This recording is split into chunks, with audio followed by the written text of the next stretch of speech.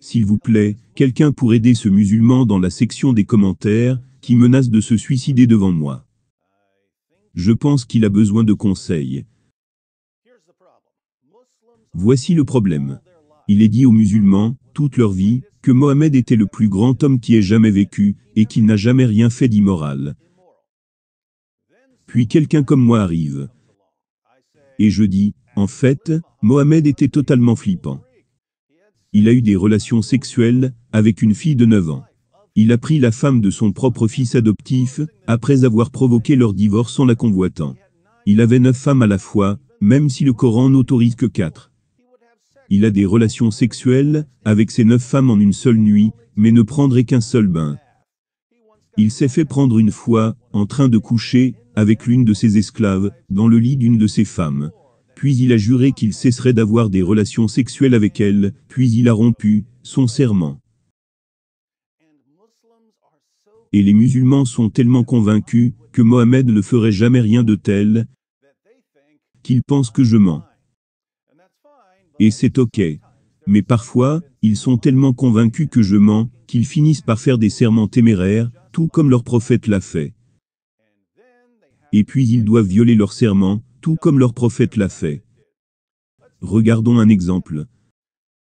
J'ai une vidéo de 2014 intitulée « 5 raisons pour lesquelles le Coran n'est pas la parole de Dieu ».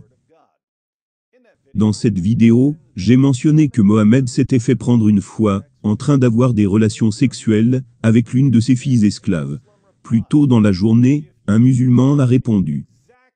Si tu peux me montrer exactement où il est écrit qu'il a des relations sexuelles avec son esclave, je me trancherai la gorge devant toi.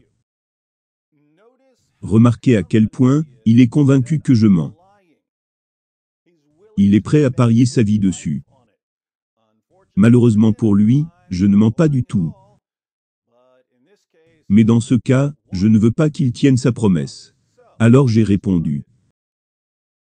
Pourquoi penses-tu que quelqu'un veut que tu te tranches la gorge? Si tu promets de ne pas te trancher la gorge, je vais te montrer où c'est écrit. Et voilà, Sunan en Nasaï 3411. Il a été rapporté d'Anas que le messager d'Allah avait une esclave avec qui il avait des relations sexuelles. Mais Aïcha et Hafsa ne l'ont pas laissée seule, jusqu'à ce qu'ils disent qu'elle lui était interdite. Alors Allah le Puissant et Sublime a révélé.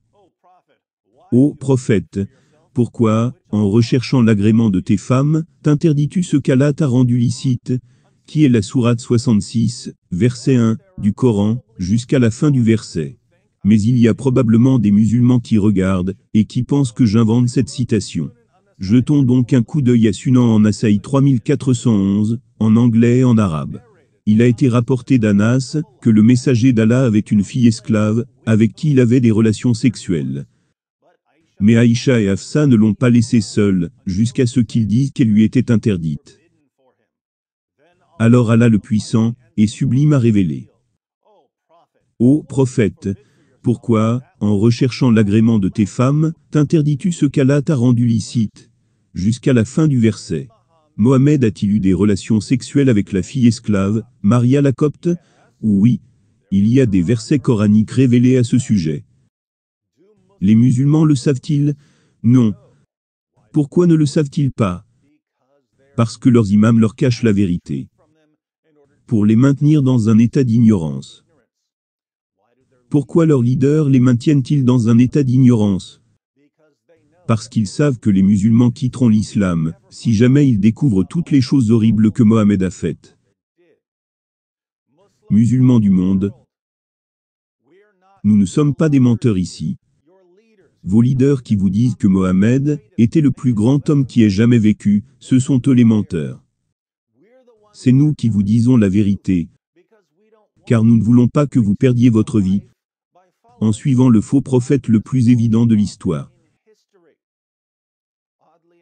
Curieusement, vous aimez les leaders qui vous mentent, et vous détestez les gens qui vous disent la vérité. Quel genre de religion encourage à aimer les mensonges, et à haïr la vérité?